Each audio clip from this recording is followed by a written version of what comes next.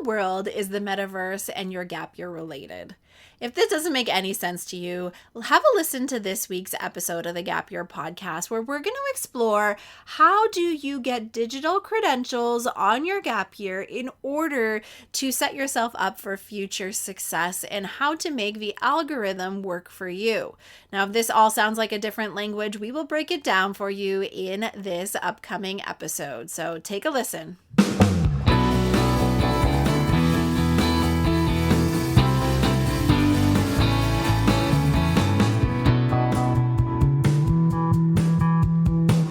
Welcome to the Gap Year podcast, where we explore the who, what, where, when, and why of gap years. It's real people sharing their stories, ideas, and experts diving deep into how you can make the right decisions in order to have a meaningful gap year. This is the place to be no matter where you are on your gap year journey. I'm Michelle Dittmer, your resident gap year expert. Let's jump right in.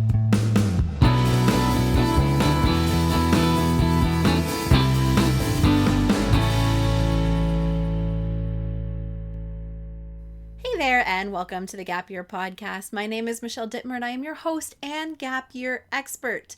Today we are going to completely nerd out over the metaverse and digital badges and things that might seem pretty complex, but we're going to break it down to its simplest terms.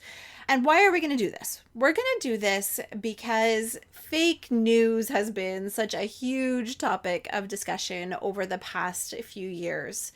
We have seen all sorts of claims being made that are not true.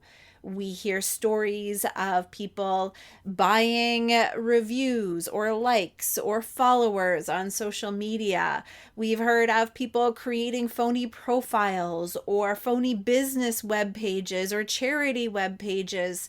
And it's getting really hard to discern what is real and trustworthy and what is completely false and made up. And we can see this very much as consumers. So if we take it into the realm of just consumerism and what we are buying, we don't necessarily always trust a flyer we get in the mail that will say something like Halifax's best donaire shop, because it could very well be an empty claim. There's nothing backing it up. Somebody can just slam that on their flyer and send it out to everyone. But we are learning to trust other resources like Yelp or Google reviews or even a word of mouth recommendation from a trusted friend. And now why is that? It's because we trust the source, and the person making up the claim can't just make it up.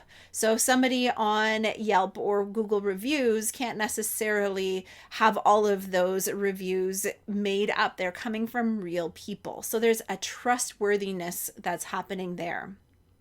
And we're seeing that same idea translate into the world of skills and professional development and employability.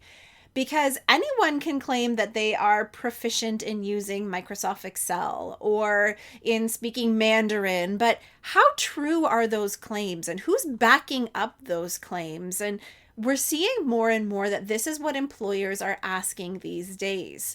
What's going to stop people from just making these skill claims and experiences that they don't actually have?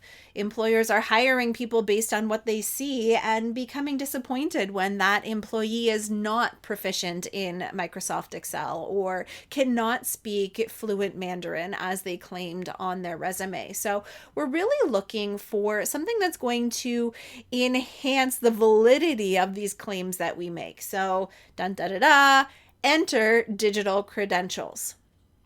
So this might be the first time that you're hearing of digital badges or digital credentials, but they've actually been around for over a decade. I've been attending conferences on this. I've been staying really, really close to it because I can see that this is really the future of education and employability. And we're seeing even within Ontario, the provincial government has put down $60 million to get behind micro credentials and digital credentialing here. So it really has been around for a long time. And over time, it's been slowly working out the kinks and gaining traction within schools and employers and the earners themselves.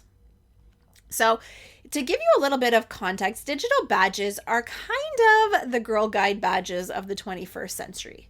So way back in the day, or even in some current spheres, you needed to be able to demonstrate a skill before you were given a badge to sew on your little sash.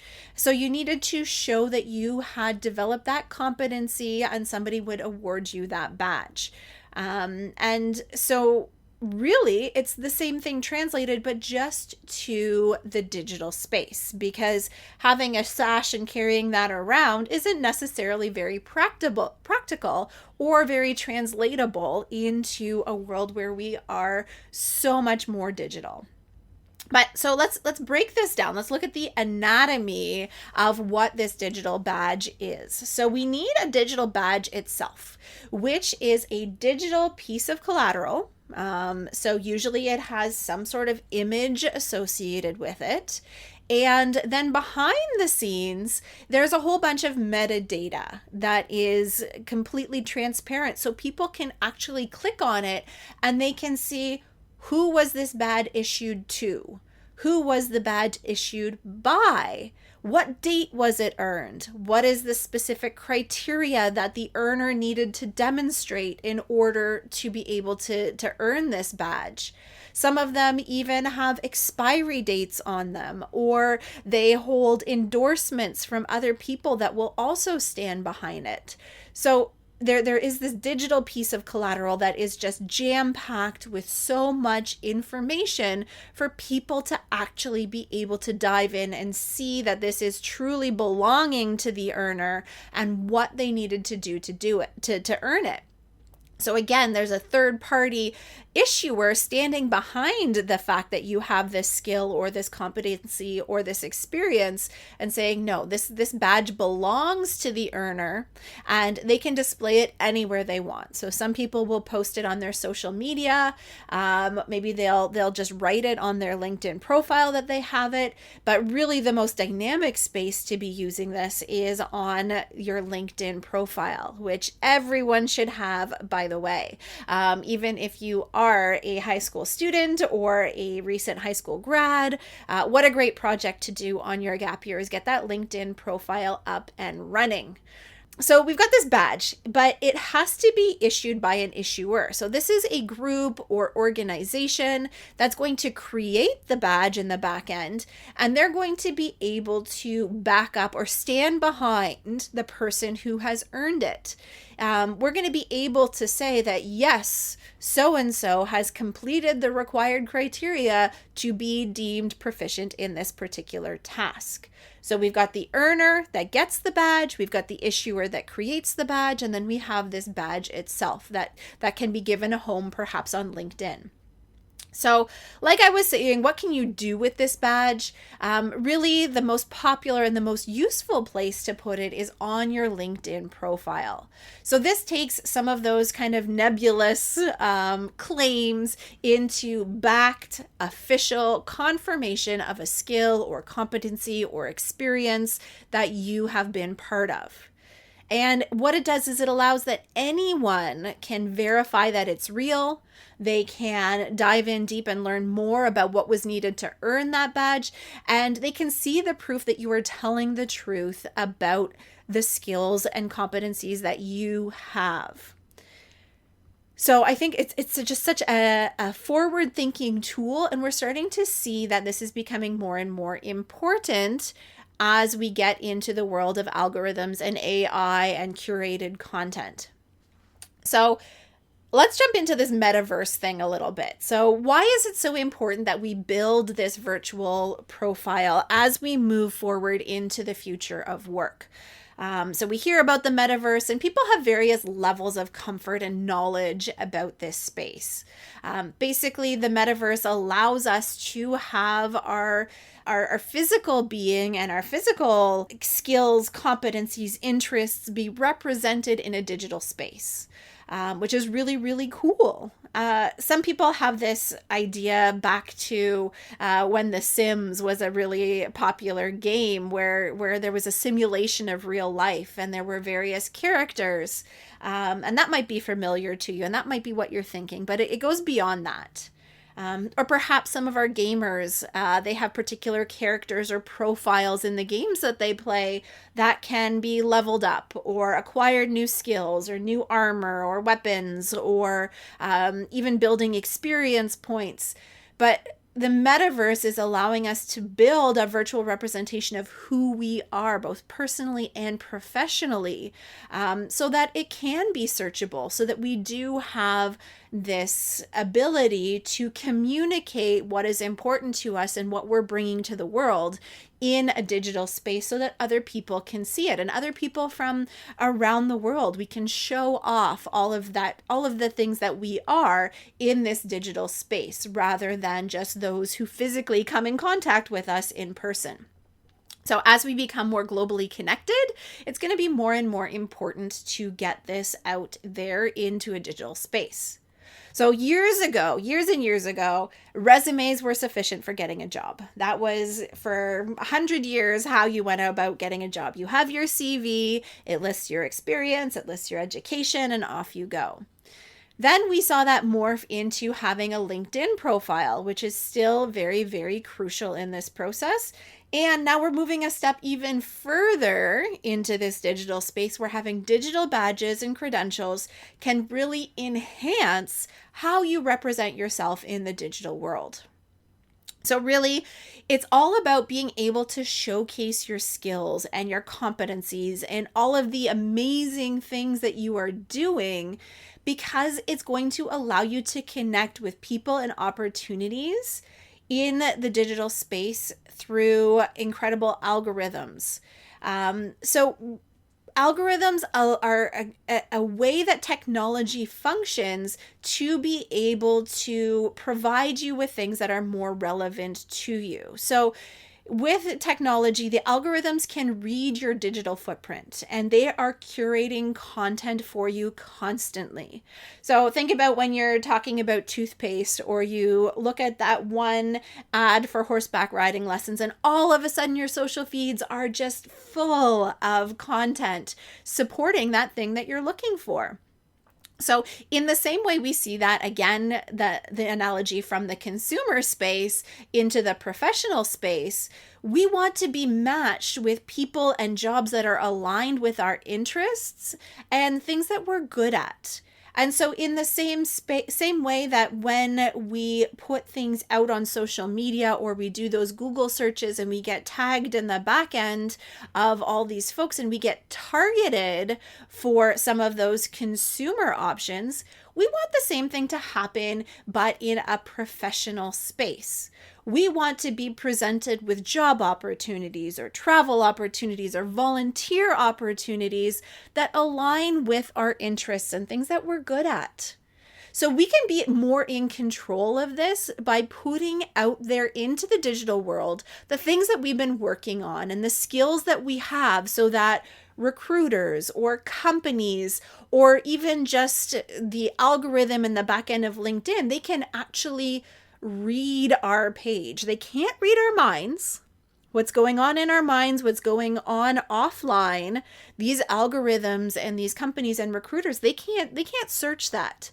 But when we put it online, we can really make magic happen.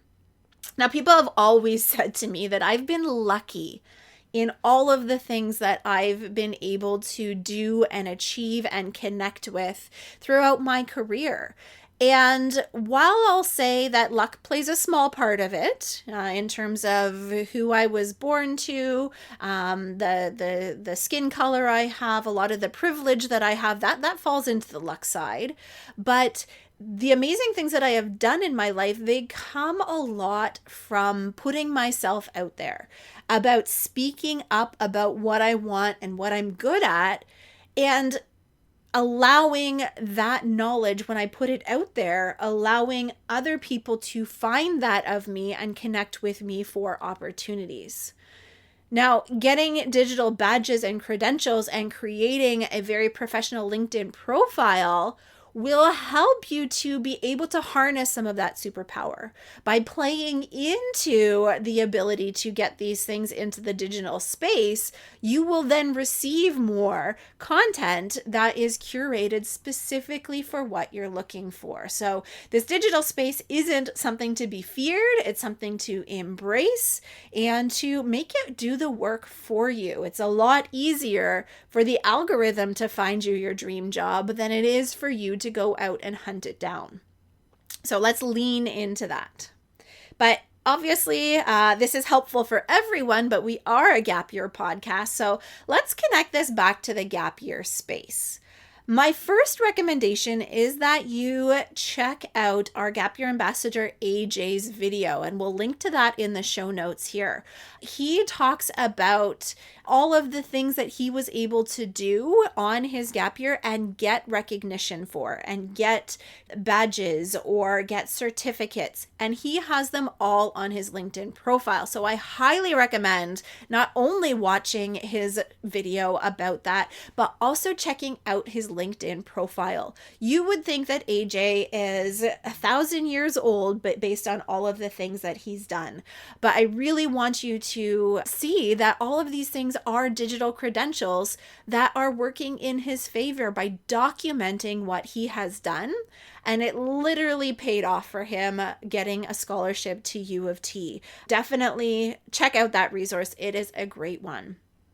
And as AJ says in his little video, so many organizations out there are already offering micro credentials, micro internships, and other experiences that you can add to your metaverse professional persona. So my recommendation is on your gap year, get out there, get involved, and make sure you get to document it. There's all of these jokes going around that if there's not a photo on social media, did it even happen? And that's the same mantra we need to have for our gap years. If you're not putting it on your LinkedIn profile, people aren't going to know that you did all of these amazing things. So don't be shy. Get out there, put it on your LinkedIn profile, and get that recognition for building your online persona that's going to help you in the long run get jobs and scholarships and all the amazing goodness that's coming your way.